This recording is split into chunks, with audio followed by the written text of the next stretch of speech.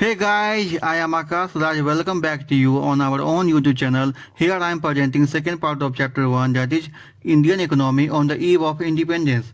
In this video, three topics of the chapter 1 is covered. They are industrial sector, foreign trade and demographic condition. Two topics of this chapter will be covered in next video. देखिए small video मैं बना रहा हूँ ताकि आप लोगों पर pressure थोड़ा सा भी नहीं पड़े। तो देखिए अच्छे से इसको एंजॉय करिए, समझिए, और कोई भी फीडबैक हो, कोई भी क्वेरी हो तो उसको आप लोग कमेंट में पोस्ट करिए। एक समय में जब इंडिया का हैंडीक्राफ्ट इंडस्ट्री पूरे दुनिया पर राज करता था, उसका नाम पूरे दुनिया पर था, उसका जब डिक्लाइनिंग हुआ तो ऐसा कोई मॉडर्न इंडस्ट्री ऐसा कोई नहीं आया जो उसका जगह ले पाए। ठीक है, तो after declining of India's world famous handicraft industries, no corresponding modern industry base came to take place. जैसा कि हम लोग जानते हैं, कॉलोनियल गवर्नमेंट का उद्देश्य क्या था यहाँ इंडिया में आने का। वो चाहते थे कि Indian economy day by day weaker होते जाए, कमजोर हो जाए, एंड उनका अपना ब्रिटेन का economy day by day stronger होते जाए। ठीक है, उनका प्राइम मोटिव तो हम लोग जानते ही हैं। ठीक है, तो वो क्या किए कि इंडियन इकोनॉमी का जो है यहाँ पर इंडस्ट्री का भी ग्रो करने ही नहीं पाए, वो इसलिए सब पॉलिसी लेके आते थे। इसको हम लोग दो मायने से समझते हैं। पहला क्या बोलता है, to reduce India status of a major exporter of important raw materials. ध्यान दीजिएगा, for upcoming modern industry in Britain, means Britain में जो नया इंडस्ट्री आने वाला है, जो इंडस्ट्री है उसके के लिए चीप रेट पे इंडिया से क्या करते थे वो लोग, यहाँ से रॉ मटेरियल लेके जाते थे। ठीक है, ताकि वहां पर कम दामों में जो है कॉस्ट ऑफ प्रोडक्शन कम आए एंड वो प्रोडक्शन कर पाए।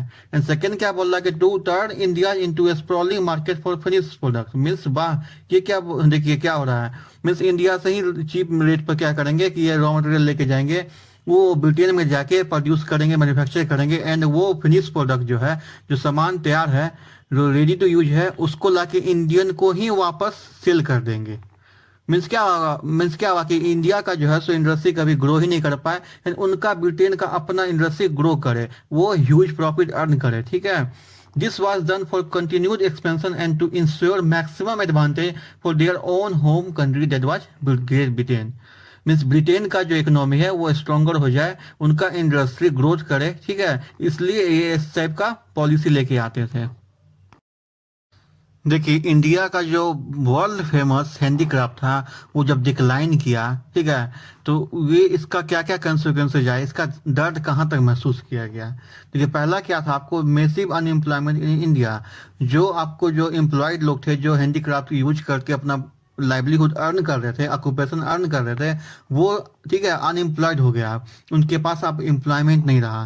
सेकंड क्या है, new demand in Indian consumer market was grown. Mean जो यहाँ प्रोडक्शन हो रहा था लोकल मार्केट में इंडिया में हैंडीक्राफ्ट से, अब वो डिमांड तो अब कैसे पूरा होगा, तो वो पूरा नहीं हो पा रहा था, because now there is shortage of supply of locally made goods. जो हैंडीक्राफ्ट से जो यहाँ प्रोडक्शन हो पा रहा था वो तो अब नहीं हो पा रहा है, तो यहाँ पर क्या हुआ कि डिमांड को पूरा नहीं कर पा रहा था। ठीक है, this demand by profitably made by increasing import of cheap manufacture goods from Britain. अब ब्रिटेन जो है यही तो चाह रहे थे, वो इस टाइप का पॉलिसी क्यों लाए थे कि यहाँ पर लोकल प्रोडक्शन नहीं हो, एंड उसके बदले में क्या करेंगे, वो अपना जो ब्रिटेन में प्रोड्यूस हो रहा है मैन्युफैक्चर चीप, मतलब चीप क्वालिटी का गुड्स, उसको इंडिया में क्या करे, ह्यूज प्रॉफिट पर लाके उसको सेल कर दे। ओके, तो यहाँ पर क्या हुआ कि हैंडीक्राफ्ट इंडस्ट्री जो डिक्लाइन किया, तो यहाँ पर अनएम्प्लॉयमेंट भी आ गया, एंड यहाँ पर क्या हुआ कि आपको चीप प्रोडक्ट जो है ब्रिटेन से जो आ रहा था उसको आप परचेज करना पड़ेगा। ओके, देखिए धीरे धीरे क्या हुआ कि इंडिया में भी इंडस्ट्री ग्रो होना स्टार्ट हुआ। During second half of the 19th century modern industry began in India but progress remain slow. हाँ, इंडस्ट्री तो आया इंडिया में, सेटअप हुआ, लेकिन उसका प्रोग्रेस काफी स्लो था। Initially cotton and jute textile mills was set up in India. ठीक है, स्टार्टिंग में बस यही हो पाया। Cotton textile mill was dominated by Indians were located in western part of India. जैसे कि महाराष्ट्र और गुजरात में ये आपको कॉटन टेक्सटाइल मिल्स है जो इंडियन पीपल के द्वारा ये चलाए जाते थे। देखिए जूट मिल जो है इस पर अधिकार किसका था, ये फॉरेनर का था। They dominated over the jute mill and it was located in Bengal. वो बंगाल में था, वो लोकेटेड था। एंड पता है क्या हुआ था, पार्टीशन के बाद जो है ये मैक्सिमम पोर्शन किसके पास चला गया, बांग्लादेश के पास चला गया। And in the beginning of 20th century the iron and steel company also began in India. Tata iron and steel company TISCO was incorporated in 1907. मीन्स क्या हुआ कि इंडिया में जो है सो धीरे धीरे अब आयरन एंड स्टील कंपनी भी बिगन हो गया, स्टार्टिंग हो गया। Other industries like sugar, cement, paper etc. also come after second world war. और हम लोग जानते हैं कि मशीन बनाने के लिए भी मशीन चाहिए, ठीक है। वैसे to help in promotion of industrialisation in India there was hardly any capital goods industry. Means tools and machinery नहीं होगा तो फिर कैपिटल गुड्स मैन्युफैक्चर कैसे होगा इंडिया में, ठीक है। कैपिटल गुड्स इंडस्ट्री होता क्या है? It means industry which can produce machine tools which in turn use for producing articles finish products for current consumption. Means machine अगर टूल्स और मैन्युफैक्चर नहीं होगा तो फिर नया फिनिश कैपिटल गुड्स कैसे मैन्युफैक्चर होगा? Okay, the establishment of few manufacturing units was not substitute for wholesale displacement of countries traditional handicraft industries. यहाँ का जो पूरा वर्ल्ड वाइड में नाम था, पूरा नाम था, दौलत शोहरत सब कुछ था यहाँ के लिए हैंडीक्राफ्ट इंडस्ट्री का, उसका जगह जो है ये कुछ जो छोटे मोटे मैन्युफैक्चरिंग यूनिट इस्टेब्लिश हुए थे उसका जगह वो नहीं ले पाए। ब्रिटिश गवर्नमेंट के टाइम में जो है इंडिया में कई सारी इंडस्ट्री का सेटअप हुआ था, मैन्युफैक्चरिंग यूनिट यहाँ पे स्टेब्लिश हुए थे, लेकिन उनसे ग्रोथ रेट क्या था? काफ़ी कम था। The growth rate of new industrial sector and its contribution to gross domestic product remain very small. वो काफ़ी कम कंट्रीब्यूशन दे पाए थे इंडिया को। ओके, अब जीडीपी क्या होता है? GDP is the final value of goods and services produce by all three sectors of economy. हम लोग जानते हैं इकोनॉमी में तीन सेक्टर होते हैं, पहला है आपको प्राइमरी, दूसरा है सेकेंडरी एंड तीसरा है टर्सरी। इसका एग्रीगेट वैल्यू जो होता है उसको हम लोग काउंट करते हैं, ठीक है। With in the geographic boundaries में इंडिया का जो बाउंड्री है जियोग्राफिकल, उसमें जो प्रोडक्शन हुआ है बस उसको ही हम लोग काउंट करेंगे विद इन 1 ईयर। हम लोग जो है ये नहीं कि कोई भी टाइम पीरियड को ले लेंगे, सिर्फ एक पीरियड जो है 1 ईयर को हम लोग लेके चलेंगे। And new industrial sector has limited area of operation by public sector. This was one of the drawback. And this sector was railways, power generation, communication, port and others. Means क्या था कि आपको public sector जो था वो काफ़ी कम area में जो है वर्क कर रहे थे, उनका लिमिटेशन था। एंड ये इंडिया के लिए ड्रॉबैक था उस समय के लिए। इंडिया का फॉरेन ट्रेड का था, उस पर भी पूरा कब्जा किसका था? जब इंडिया पर ही कब्जा था ब्रिटेन का, तो इसके फॉरेन ट्रेड पर भी जो है एक्सपोर्ट इंपोर्ट पर किसका कब्जा होगा? ब्रिटेन का ही होगा। Okay, India has been an important trading nation since ancient time. British के आने से बहुत साल पहले भी, हजारों साल पहले से ही इंडिया क्या था? आपको यहाँ से ट्रेडिंग काफ़ी अच्छे मायने में होता था। इंडिया जो था एक उसको हम लोग बोल सकते क्या? हम लोग बोलते थे उसको सोने की चिड़िया। मीन्स क्या था? यहाँ पर जो अर्निंग था काफ़ी लोगों का अधिक था, जो आपको एंशियंट टाइम से ही होता आ रहा है। लेकिन ये ब्रिटिश आके सब कुछ बर्बाद कर दिए। Okay, restrictive policy of commodity production, trade and tariff pursued by colonial government. Means क्या हुआ कि ऐसे से ये पॉलिसी ब्रिटिश गवर्नमेंट लेके आए जो इंडिया का क्या हुआ, इकोनॉमी पूरा बर्बाद हो जाए। This adversely affected structure of Indian economy, composition of Indian economy and volume of trade in India's foreign trade policy. India का जो फॉरेन ट्रेड था इसका क्या हुआ कि स्ट्रक्चर ही चेंज कर दिया पूरा। पहले यहाँ से क्या था कि हैंडीक्राफ्ट मैन्युफैक्चर होता था, यहाँ से प्रीसियस स्टोन एंड जो भी वर्क है वो आपको एक्सपोर्ट होता था। लेकिन अब इंडिया क्या बन गया? Exporter of mainly raw materials. For what? सिर्फ उसका ब्रिटेन का जो है सो फायदा हो, उसके इंडस्ट्री के चीप वैसा है, चीप रेट पे जो है यहाँ से रॉ मटेरियल जा सके, बस वही इंडिया एक्सपोर्ट करता था। ठीक है, ये कंपोजिशन भी चेंज हो गया। एंड वैल्यूम क्या था कि आपको पूरा पहले से एकदम पूरा चेंज कर गया आपको। कंसिक्वेंटली क्या हुआ कि India became an exporter of primary product raw materials, जैसे कि रॉ सिल्क हो गया, कॉटन हो गया, वूल हो गया, sugar, Indigo, jute etc.. And an important of finish consumer good like cotton, silk, woollen cloth and capital good like light machinery.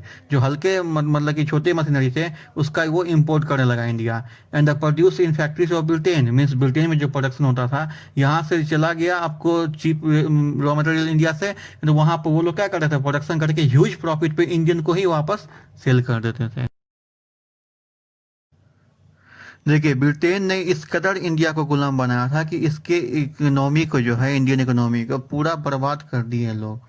ये जो है सो इंडिया का फॉरेन ट्रेड पॉलिसी पर अपना मोनोपोली कर लिए, अपना पूरा कंट्रोल जमा लिए, अपना कब्जा कर लिए कहाँ? इंडिया के एक्सपोर्ट इंपोर्ट पे, ताकि वो अपना इकोनॉमी को स्ट्रॉन्गर कर दें। ठीक है, इंडियन इकोनॉमी को बर्बाद कर दें। More than half of the India's trade was restricted to Britain only, and rest was allowed with the few countries like China, Ceylon, जिसको श्रीलंका का पहले का नाम था, ठीक है, एंड पर्सिया, जो आप हम लोग इसको ईरान बोलते हैं। Opening of Suez canal further intensified, means क्या हुआ कि वो और स्ट्रॉन्गर कर दिए ब्रिटेन को, ठीक है, किसका, इंडिया पर कंट्रोल करने के लिए, इंडिया का फॉरेन ट्रेड पॉलिसी पे कंट्रोल करने के लिए। ओके, मीन्स क्या हुआ, स्वेज कैनल जो उसका ओपनिंग हुआ था, इससे इंडिया का फॉरेन ट्रेड पर क्या हुआ कि और अधिक कब्जा किसने जमा लिया, ब्रिटेन ने जमा लिया। ये स्वेज कैनल है क्या, इसके बनने से ब्रिटिश को कैसे बेनिफिट हुआ। ओके, तो हम लोग इसको समझते हैं, पहले इसका स्ट्रक्चर है क्या, ये मैप में देखिए समझ में आएगा। इसको देखिए, Suez canal is an artificial waterway running from north to south across the isthmus of Suez in north eastern Egypt. यहाँ इजिप्ट के पास देखिए एक जो है स्वेज कैनल ये ड्रॉ किया गया था, कंस्ट्रक्ट किया गया था। इससे क्या हुआ कि connect fourth side of Mediterranean Sea with the Gulf of Suez and arm of the Red Sea. It was opened in 1869, which reduces the cost of transportation and time also was saved. Means क्या हुआ कि cost तो आपको save हुआ ही, साथ में आपको time भी काफ़ी उसका सेविंग हुआ। Suez canal provides a direct trade route for ship operating between European or American port and port located in South Asia, East Africa and Oceania. Now there is no need to sail around African continent. पहले क्या था कि पूरा African continent को क्या हुआ कि cross करके जाना पड़ता था यूरोप में पहुंचने के लिए। मीन्स इंडिया से अगर कोई यूरोपियन शिप गया तो क्या हुआ कि पूरा अफ्रीकन को उसको क्या हुआ, अफ्रीका कॉन्टिनेंट को चक्कर काट के जाना पड़ता था। लेकिन स्वेज कैनल के बनने से ये डिस्टेंस काफ़ी कम हो गया, जिससे क्या हुआ कि ट्रांसपोर्टेशन कॉस्ट का भी सेविंग हुआ एंड टाइम तो सेव हुआ ही आपको। देखिए मैप में देखिए, अब समझ में आएगा कि पहले कितना टाइम लगता था। पूरा इंडिया को क्या हुआ कि इंडिया से कोई शिप गया तो पूरा अफ्रीका कॉन्टिनेंट को क्रॉस करके यूरोप पहुंचा, लेकिन अब ये डायरेक्ट देखिए कितना जल्दी पहुंच जाएगा। ब्रिटिश टाइम में जो है, ब्रिटिश ने जब इंडिया को स्लेव बनाया था कॉलोनियल पीरियड में, there was generation of huge export surplus. Means क्या हुआ कि एक्सपोर्ट इंडिया से काफ़ी अधिक हुआ। हुआ भी तो क्या हुआ, यहाँ से रॉ मटेरियल ले जाते थे वो चीप पैसे पे, ठीक है, ताकि वहाँ इंडस्ट्री को क्या हुआ कि उनकी इंडस्ट्री, ब्रिटेन की इंडस्ट्री को चीप पैसे पे कॉस्ट ऑफ प्रोडक्शन काफ़ी लो हो जाए। तो ये आपको कैसा आपको एक्सपोर्ट हुआ इंडिया से, इंडिया का तो कोई बेनिफिट मिला नहीं। But this surplus from export came in India at the huge cost of countries economy. India का इकोनॉमी जो है काफ़ी वीकर हो गया इससे। मीन्स क्या हुआ कि जो एक्सपोर्ट से जो इकोनॉमी आपको फ्लरिश करता है, लेकिन यहाँ तो क्या हुआ वीकर ही हो गया। बिकॉज देखिए आगे क्या हुआ, several essential commodity like food, grains, क्लोथेज, kerosene etc. become conspicuous. Means इसका स्कैर्स हो गया। ये क्या करते थे कि यहाँ पर जो भी प्रोडक्शन होता था एग्रीकल्चर प्रोडक्ट को, वो भी वहाँ पर क्या करते थे, एक्सपोर्ट करते थे अपने यूरोपियन कंट्री में। तो यहाँ पर स्कार्सिटी होना ही है आपको। डोमेस्टिक मार्केट में क्या था कि यहाँ पर फूड ग्रेन का ही स्कार्सिटी हो गया, तो इंडियन पीपुल आपको खाएंगे क्या। उस समय में इंडिया से जो भी एक्सपोर्ट हुआ तो क्या होना चाहिए था कि गोल्ड एंड सिल्वर इंडिया में आना चाहिए था, लेकिन हुआ इसके अपोजिट। यहाँ से आपको गोल्ड एंड सिल्वर वो लोग लेके चले गए। बिकॉज क्या वो लोग क्या बोले कि वहाँ पर जो ब्रिटिश का जो ऑफिशियल एक्सपेंसेस है उसको मीटअप करने के लिए, वो लोग जो वार फाइट करते थे उसको मीटअप करने के लिए, उसको आपको यहाँ से गोल्ड एंड सिल्वर लेके चले गए, लेके तो आए नहीं वहाँ से एक्सपोर्ट के नाम पे, ठीक है। And the import of invisible items all lead to drain of Indian wealth. And import किए वो ऐसा इनविजिबल आइटम का जो वहाँ के, ठीक है, समझ नहीं पाए लोग कोई क्या कर रहे हैं इम्पोर्ट, लेकिन वो इम्पोर्ट का नाम देख के यहाँ से गोल्ड एंड सिल्वर को ले गया, जिससे कि इंडियन वेल्थ जो है काफ़ी कम हो गया। अब हम लोग मूव करेंगे एक नई टॉपिक की ओर, जिसका नाम है डेमोग्राफिक कंडीशन। ओके, इंडिया का उस समय में जब था पॉपुलेशन का क्या कैरेक्टरिस्टिक है वो हम लोग समझेंगे। आइए देखते हैं इसे। Various details about population of British India were first collected through a census done in 1881। India में पहला सेंसस कब किया गया था, 1881 में। There was certain limitations in collecting information through census, it reveal the unevenness.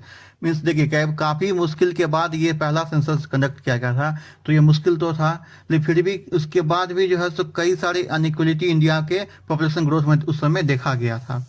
Since 1881, at every 10 years, census operation is carried out till now. Means आज भी जो है हर एक 10 साल के बाद, प्रत्येक 10 साल के बाद जो है सेंसस आज भी कंडक्ट हो रहा है इंडिया में। इससे पहले अभी रिसेंटली कब हुआ था, 2011 में। ओके, डेमोग्राफिक ट्रांजिशन क्या होता है, इस डिस्क्राइब, ठीक है, इस describe population changes over the period of time. Means transition क्या हुआ कि चेंजेस जैसे पॉपुलेशन में देखा गया कि आपको पॉपुलेशन इंक्रीज किया हाई रेट पे या काफ़ी हाई रेट पे लो हुआ, तो इसको हम लोग डेमोग्राफिक ट्रांजिशन बोलते हैं। Before 1921 India was in the first stage of demographic transition. Second stage कब आया था आपको? 1921 के बाद से आया था। Neither the total population of India nor rate of population growth was very high at that stage। इस स्टेज पे जो है इंडिया में काफ़ी जो ग्रोथ रेट नहीं देखा गया, लेकिन ट्रांजिशन कब था? 1921 से पहला ट्रांजिशन था, एंड सेकेंड ट्रांजिशन कब था? 1921 के बाद था। ब्रिटिश इंडिया में मीन्स जब ब्रिटिश ने इंडिया को गुलाम बनाया हुआ था तो पहला सेंसस ऑर्गेनाइज कब किया गया था? 1881 में। तो काफ़ी मुश्किलों का सामना करते हुए भी ये सेंसस ऑर्गेनाइज किया गया था। तो कुछ कुछ फैक्ट जो सा निकल के आए उस समय जो इंडिया के ग्रोथ को काफ़ी लो बता के चले गए। मीन इंडिया का ग्रोथ जो है सो उम्मीद से अधिक खराब निकला था उस समय में। कुछ सोशल डेवलपमेंट इंडिकेटर्स जो है जिसको आइए हम लोग देखते हैं अभी भी कि उस समय में कितना बुरा हाल था इंडिया का, ठीक है, जिससे कि पता चलता है कि इंडिया का ग्रोथ काफ़ी कम था। Overall literacy level was less than 16%। Means literacy rate जो उस समय था इंडिया का 16% से भी कम था। एंड उससे बुरा हाल देखिए क्या था कि out of these female literacy level was only 7%।